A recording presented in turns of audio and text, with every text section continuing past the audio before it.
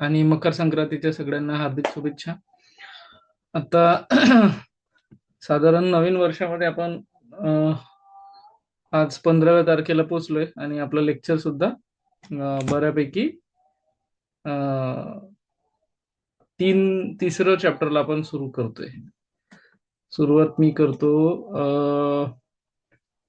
एक अनाउन्समेंट पासून किंवा सजेशन इन्स्ट्रक्शन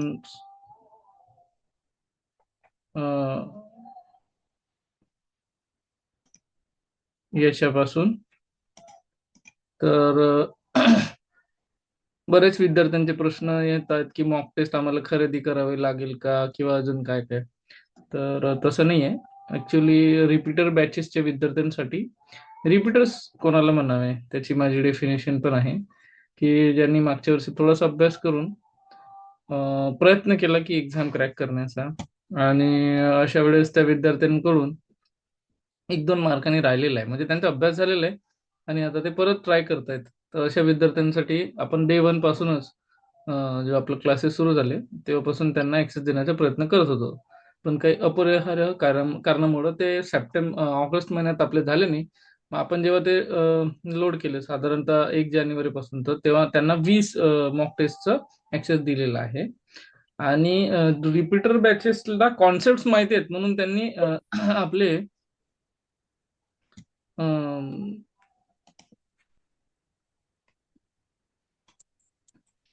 एक सेकंड मी म्यूट ऑल करतो.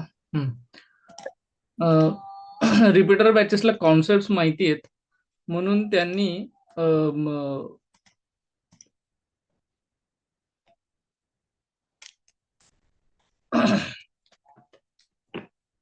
आधी मॉक टेस्ट सोडवायला हव्यात. ओके.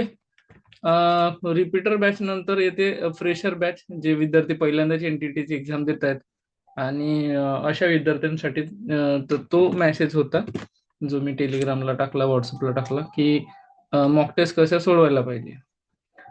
मॉक टेस्ट तुम्ही लॅपटॉपवर सोडवायला पाहिजे.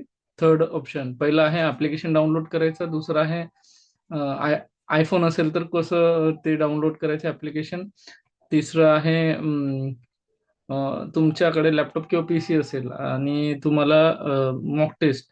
मॉक टेस्टचा अर्थच होतो की रिअल टाइम एक्झाम एक्सपिरियन्स तुम्हाला मिळायला पाहिजे. तर ती web.classplus.app ह्या माध्यमातून तुम्ही आपला ORG कोड टाकला, हा जो आहे तो कॉपी पेस्ट केला, तुमचा मोबाईल नंबर, आणि तुम्ही जर ते परचेस केलं असेल तर तुम्हाला ऍक्सेस मिळतो आणि ती टेस्ट सुरू होते.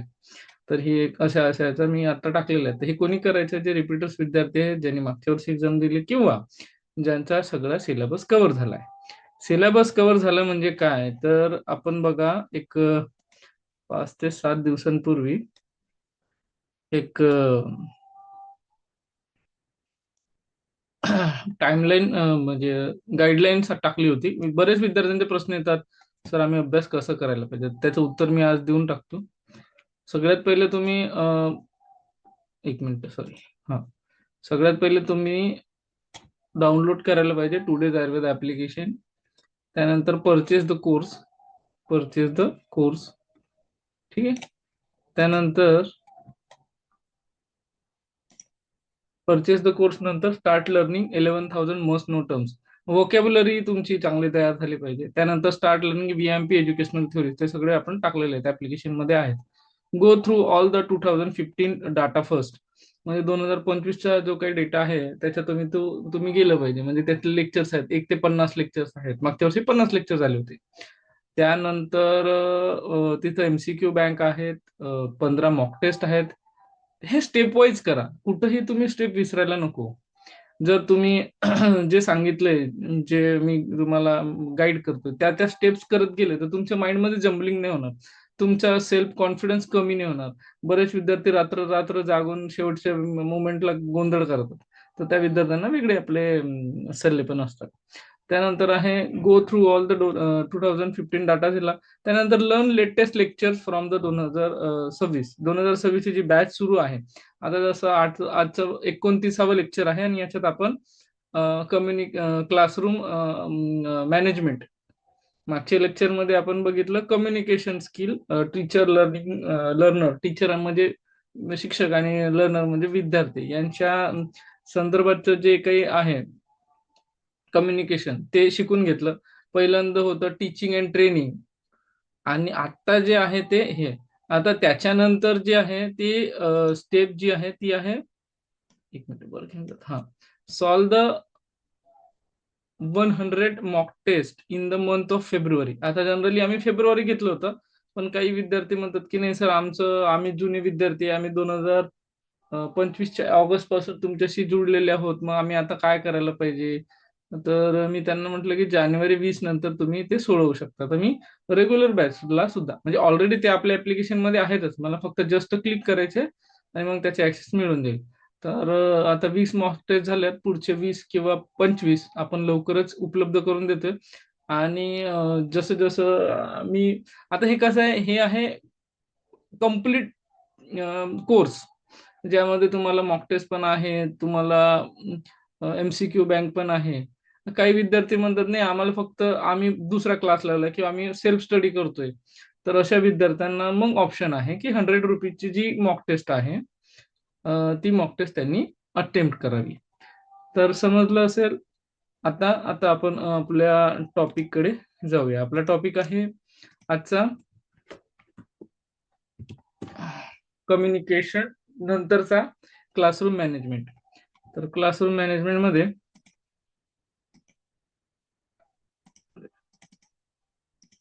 क्लासरूम मॅनेजमेंट मध्ये आपण सगळ्यात पहिल्यांदा बघूया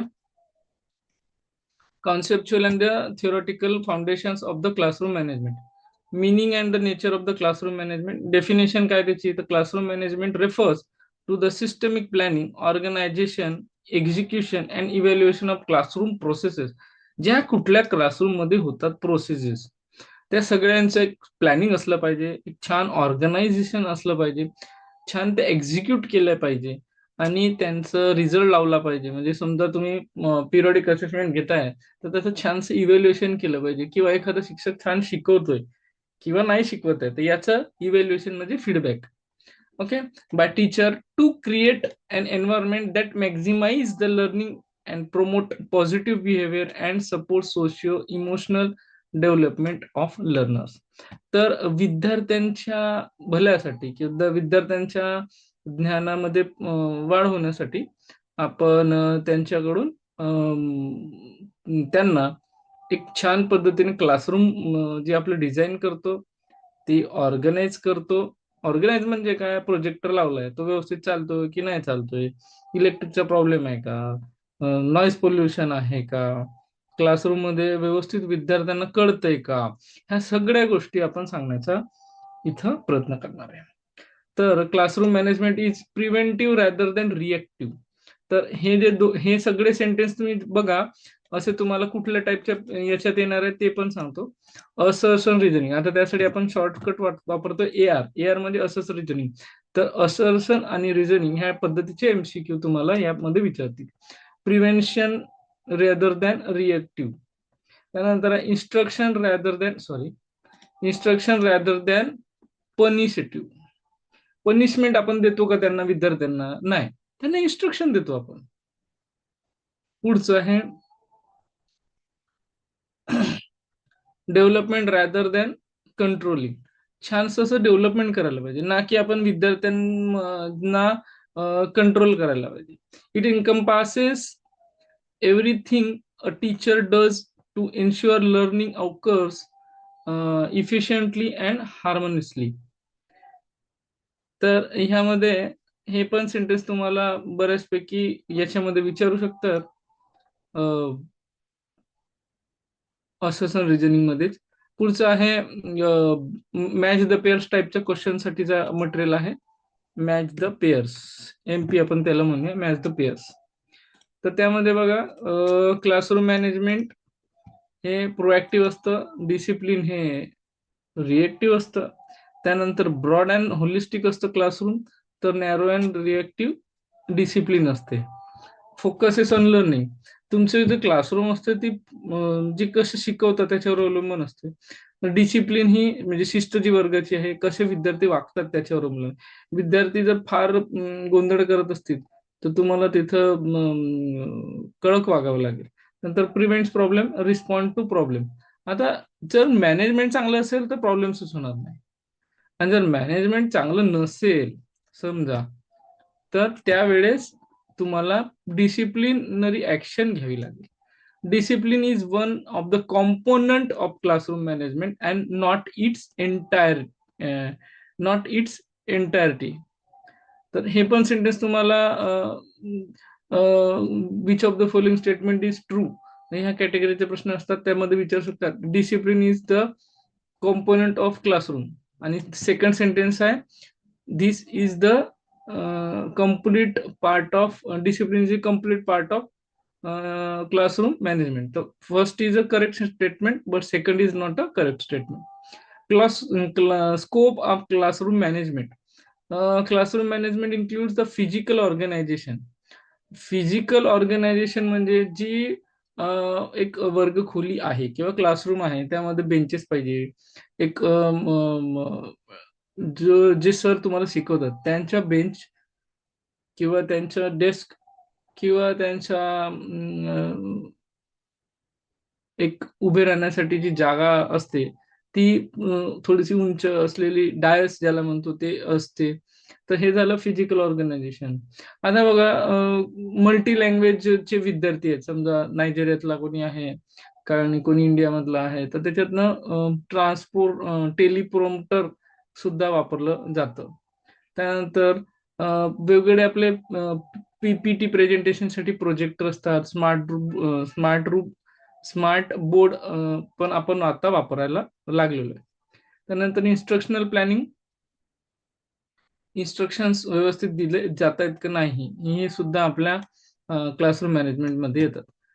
विद्यार्थी आणि शिक्षक म्हणजे टीचर स्टुडंट रिलेशनशिप्स सुद्धा क्लासरूम मॅनेजमेंटचा एक भाग आहे. प्रश्न याच्यामध्ये कसं विचारणार तुम्हाला, तर क्लासरूम मॅनेजमेंट इन्क्लुड्स किंवा exclude which of the following, असे प्रश्न याच्यातला निगेटिव्ह स्टेमचे पद्धतीने विचारू शकतात. Teacher student relationship, behaviour management, विद्यार्थ्यांचे जो काही बिहेवियर आहे त्याचं सुद्धा मॅनेजमेंट करावं लागतं. त्यानंतर motivation and engagement, emotional climate, विद्यार्थ्यांचा जो इमोशनल त्यांच्यामध्ये काही बदल होतात ते तुमचे चांगले होत आहेत की नाही, हे पण एक मॅटर आहे. समजा विद्यार्थी फार